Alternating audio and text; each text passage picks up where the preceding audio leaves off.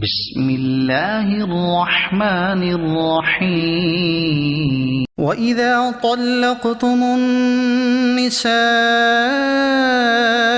فبلغن أجلهن فلا تعضلوهن أن ينكحن أزواجهن إذا تراضوا بينهم بالمعروف، ذلك يوعظ به من كان منكم يؤمن بالله واليوم الآخر، ذلكم أزكى لكم وأطهر، والله يعلم وأنتم لا تعلمون.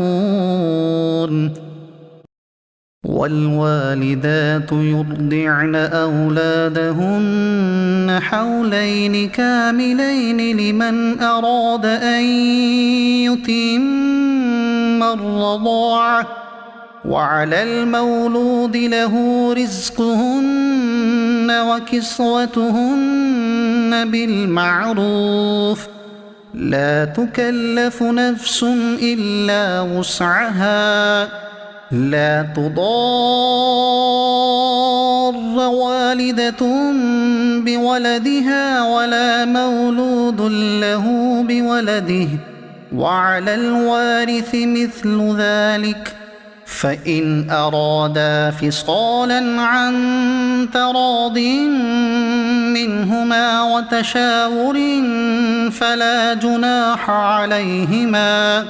وإن أردتم أن تسترضعوا أولادكم فلا جناح عليكم إذا سلمتم ما آتيتم بالمعروف، واتقوا الله واعلموا أن الله بما تعملون بصير.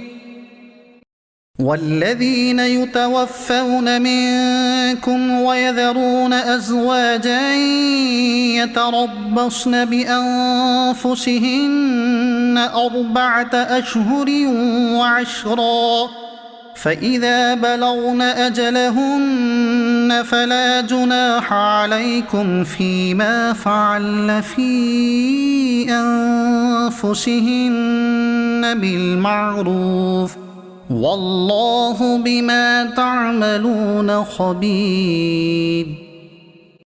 ولا جناح عليكم فيما عرضتم به من خطبة النساء أو أكننتم في أنفسكم، علم الله أنكم ستذكرونهن ولكن لا تواعدوهن سرا إلا أن تقولوا قولا معروفا، ولا تعزموا عقدة النكاح حتى يبلغ الكتاب أجله، واعلموا أن الله يعلم ما في أنفسكم فاحذروه، واعلموا أن الله غفور حليم.